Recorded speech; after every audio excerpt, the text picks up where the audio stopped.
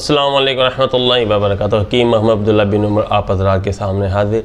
वो हमारे बहन भाई ख़वातीन हज़रात जो कब्ज़ की वजह से परेशान हैं, उनका कब्ज़ रहती है जिसकी वजह से पेट में मरोड़ रहता है, गैस चढ़ती है, दिमाग को दिल घबराना शुरू हो जाता है, तरह तरह के मसाइल पैदा होते हैं।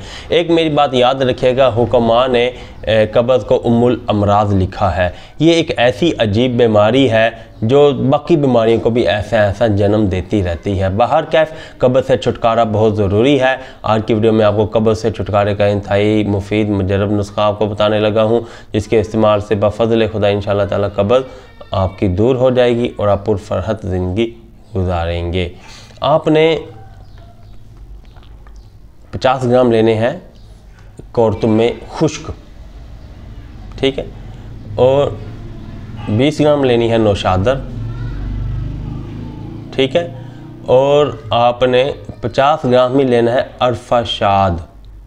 ये अरफाशाद आपको किरबी प्रसाद तमाम चीज़ें नौशाद में मिल जाएगा और सूखे कौरतुम में। अगर खुद अपने सुखा लें, आजकल तो मौसम है, रेतले इलाकों में आपको बासानी मिल जाएंगे, नहीं तो आप प्रसाद स्टोर से सूखे सुखाए भी मिल जाते हैं। इन तीनों चीज़ों को आप सफूफ कर लें और 1000 mg के कैप्सूल भर लें।